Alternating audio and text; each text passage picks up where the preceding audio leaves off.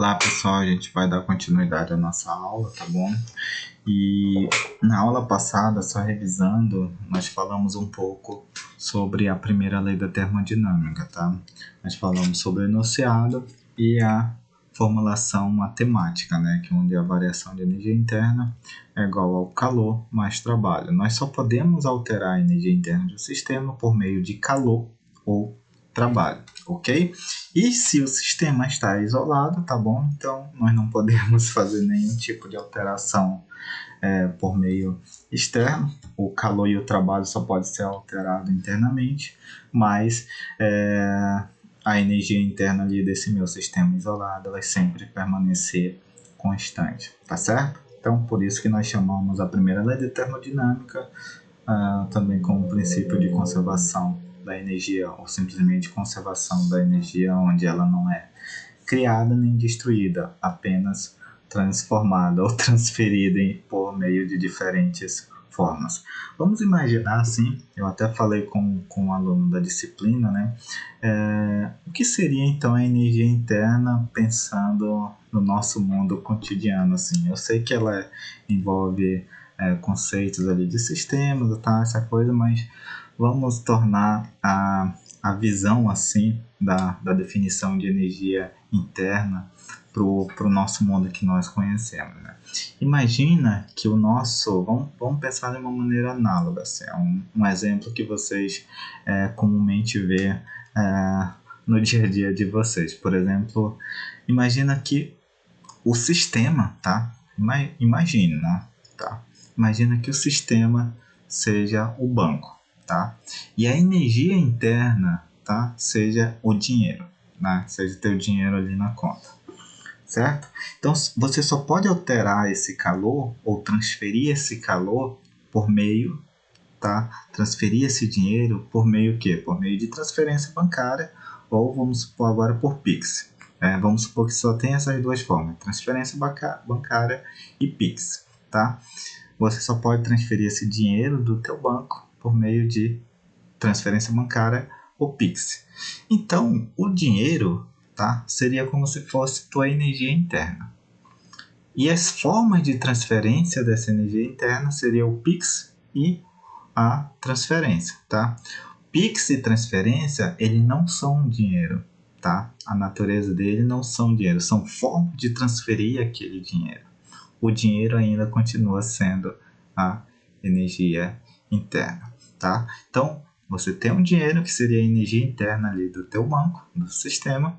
Você só pode transferir esse dinheiro por meio de Pix e por meio de transferência. Pix e transferência, o quê? Não são dinheiro, são o quê? São formas de transferir aquele dinheiro.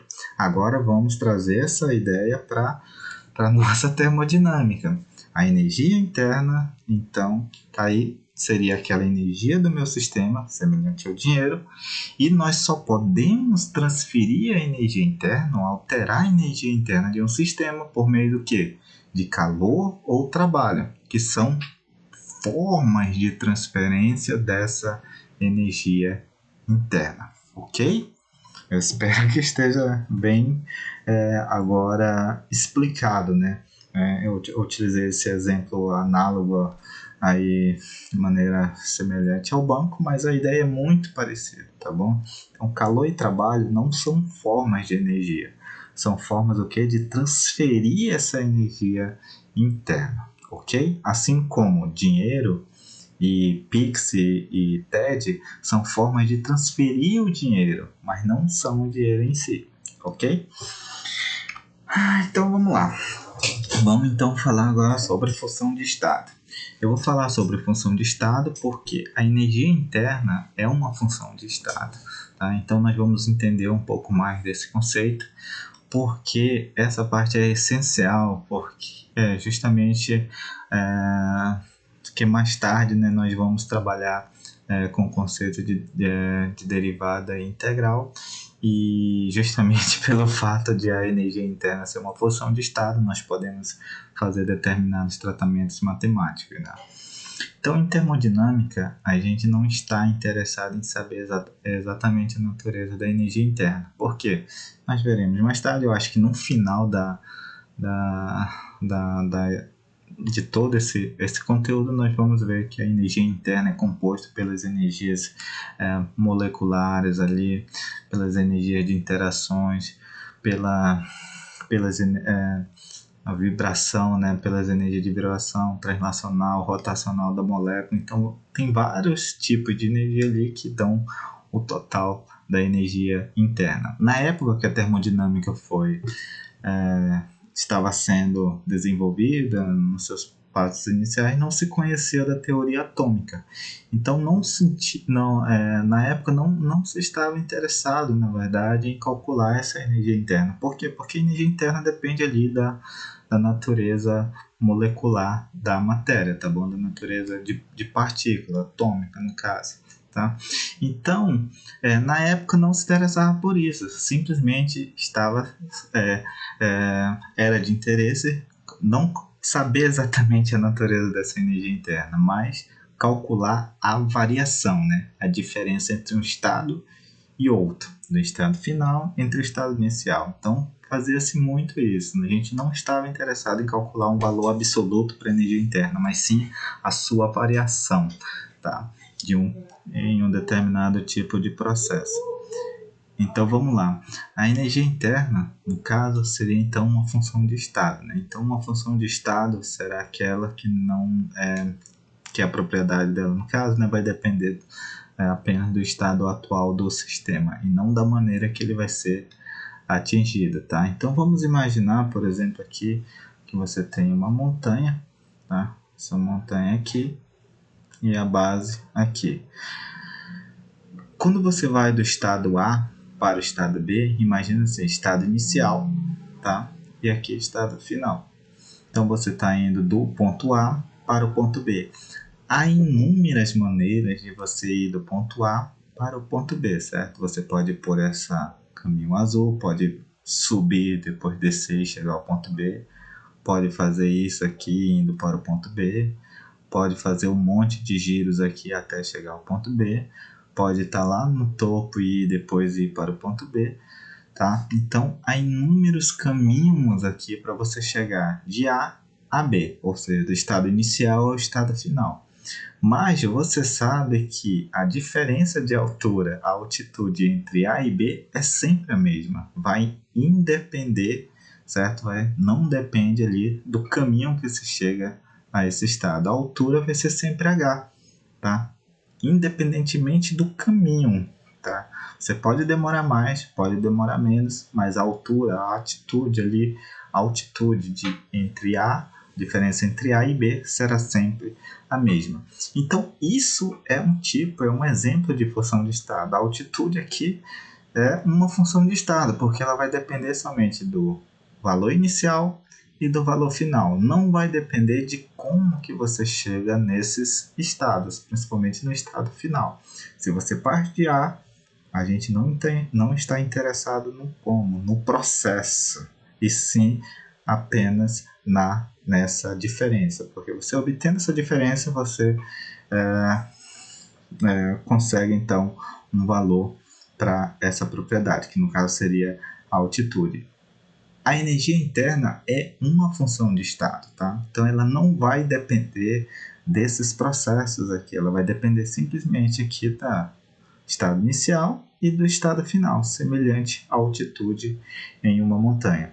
Já calor e trabalho, eles não são função de estado, eles vão depender desse tipo de processo. Isso eu já falei para vocês.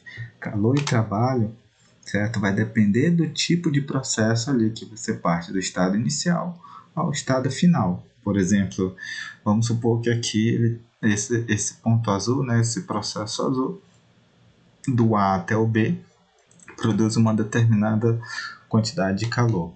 Já nesse percurso aqui laranja, né, tem um longo caminho aqui, provavelmente ele vai produzir mais calor ou realizar mais trabalho para chegar ao ponto B, ou seja, depende do processo, tá bom? Depende do processo para chegar até aquele estado final, tá? Então, calor e trabalho são funções do processo, depende do processo. Já a energia interna não, é uma função de estado, depende somente do estado atual do sistema, ou seja, do estado do valor do estado inicial e do estado final. Então, a importância dessas funções de estado é que ela justamente depende somente desse estado atual do sistema, certo? Então, assim, qualquer alteração no valor, certo? Qualquer alteração aqui no valor da energia interna vai ser independente desse caminho aqui, tá? Ou como podemos simplificar mais, de como a mudança é feita. E isso pode ser visto aqui, ó. Por exemplo, você pode ir de um determinado tubo de ensaio de coloração A, partindo dele, vai até B. Você pode produzir uma cor laranja, depois vai produzir uma cor verde, pode ir para uma cor violeta ou azul e depois chegar até essa coloração de B. Não importa esse caminho, a variação de energia interna até chegar a esse ponto B é sempre a mesma. Porém, o calor e o trabalho que são feitos aqui nesse processo depende sim de cada trajetória, tá? Então, para uma função de estado, qualquer caminho aqui conveniente entre os estados final pode ser escolhido, até porque vai ter sempre a mesma diferença ali para aquele processo, tá bom? Ou seja, independentemente do caminho que você vai escolher, você vai obter sempre um valor ali característico para a variação de energia interna. A gente pode visualizar essas diferenças entre função de estado e de caminho quando a gente considera mudanças infinitesimais, né? Tanto no calor como no trabalho. Aí a gente utiliza o cálculo diferencial integral. Em vez de utilizar só o W, né? Então nós utilizamos as variações ou mudanças infinitesimais nessa quantidade. Então colocamos dW e dK e também podemos observar as variações infinitesimais na energia interna, certo? E quando nós queremos então calcular o valor, seja do trabalho, do calor, da energia interna para todo o processo, ou seja, considerando todo o processo e não somente o ponto, tá? Não somente uma variação infinitesimal, a gente então integra, tá? Integra essa diferencial. Eu faço a integral aqui sobre dW, que vai ser igual a W, faço uma integral sobre dQ, que vai ser igual a Q, certo? E essas integrais aqui, nós chamamos elas de diferenciais inexatas. Por quê? Porque o trabalho total não é dado pela diferença entre o estado final e o estado inicial. Por quê? Porque ele depende do tipo de processo ali que está sendo realizado em teu sistema. E nem o calor, tá? Então, o calor não é dado por essas diferenças. Esse sinal aqui indica que não é igual. Que não é igual. Agora, quando eu integro sobre a diferencial de U, eu tenho então uma variação de energia interna. E eu tenho então que é característico esse resultado de uma diferencial exata, certo? É uma diferencial exata por quê? Porque eu posso calcular o valor ali da variação exatamente, porque simplesmente eu faço a diferença entre o estado final menos o estado inicial, tá bom? Então, função de estado é uma diferencial exata. Função de processo, como calor e trabalho, são diferenciais inexatas, tá bom? Então, note que quando eu falei aqui de variações infinitesimais, então significa que eu posso também escrever a minha primeira lei da termodinâmica, aquela que é a variação de U, Q mais W, eu posso escrever ela em termos de mudanças infinitesimais. Então, assim eu escrevo dU, a diferencial de U, que é igual a diferencial de Q mais a diferencial de W, né? E isso aqui significa o quê? Que para que eu observe uma variação infinitesimal na energia interna, tá? Eu só posso fazer qualquer mudança, né? Qualquer mudança infinitesimal na energia interna se eu alterar infinitesimalmente o calor ou o trabalho. Tá? Se eu quero não para um ponto do sistema, mas para o processo completo, eu realizo a integral. Então, eu coloco uma integral aqui, coloco uma integral aqui, coloco uma integral aqui e integro essa minha primeira lei, né? Formulação em termos de diferencial. Quando eu integro, eu obtenho então a essa, essa equação aqui, que é a variação de energia interna. Por quê? Porque quando eu integro, eu tenho uma diferencial exata e eu posso obter a variação de energia interna, que é a diferença da energia interna no estado final menos inicial. Variação de U. Quando eu integro sobre dq, eu obtenho Q, aqui eu já falei, e quando eu integro sobre dW, eu obtenho W. Por quê? Porque é uma diferencial inexata. Tá bom? Então, aquelas definições simples que vocês olham no livro de Química Geral, que geralmente está assim, variação de U, que é igual a calor mais trabalho, na verdade, isso aqui é obtido por meio da integral sobre todo o processo que o sistema está sofrendo. Como a integral sobre du é uma função de estado e é uma diferencial inexata, eu obtenho a variação de U, diferença de energia interna no estado final menos inicial. Como aqui eu tenho duas diferenciais inexatas, então eu não posso ter uma variação de Q. Eu simplesmente tenho o valor absoluto de Q para aquele processo em particular. E a mesma coisa para o W, que é o trabalho para aquele processo em particular, tá bom? Então, por isso que é importante a físico-química, né? Em química geral, vocês simplesmente pegam um monte de fórmulas, tá? E a gente passa de uma maneira rápida ali, né? Sem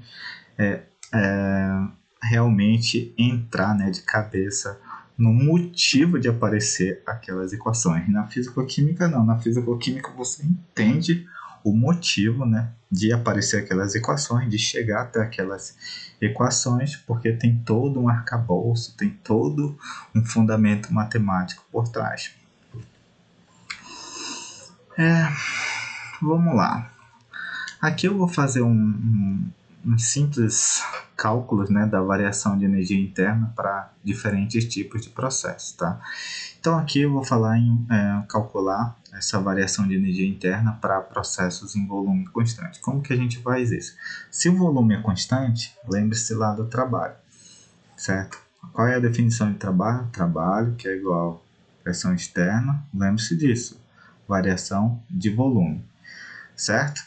E a mudança infinitesimal é dW, que é igual a P dB. Se o volume é constante, quer dizer que a diferencial é igual a zero. Se é igual a zero, zero vezes a pressão, zero, então trabalho, a variação infinitesimal de trabalho é zero, tá bom? Então, nós temos então trabalho igual a zero.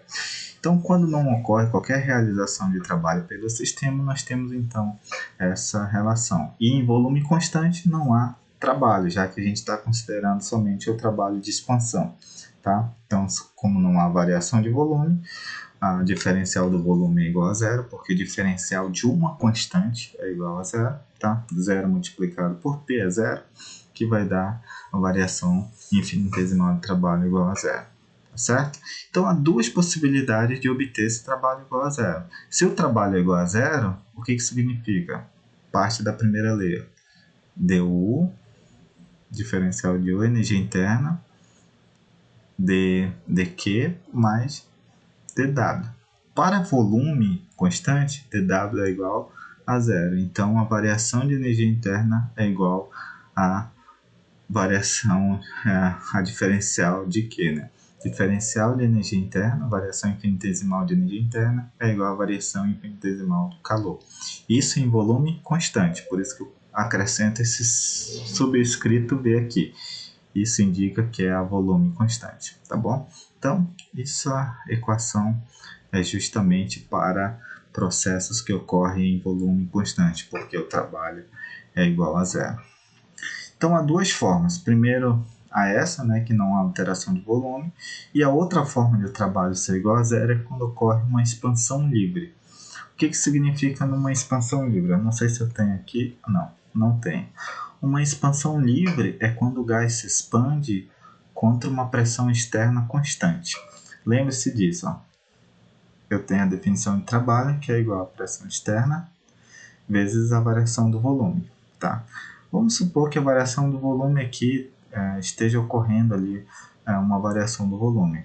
Agora, se a minha pressão externa é igual a zero, certo? O quer dizer então que o meu trabalho, 0 vezes variação do volume, é igual a 0. Então, quando eu tenho uma expansão livre, mais tarde a gente vai ver um exemplo do que seria uma expansão livre, né? Eu vou tentar desenhar aqui, né?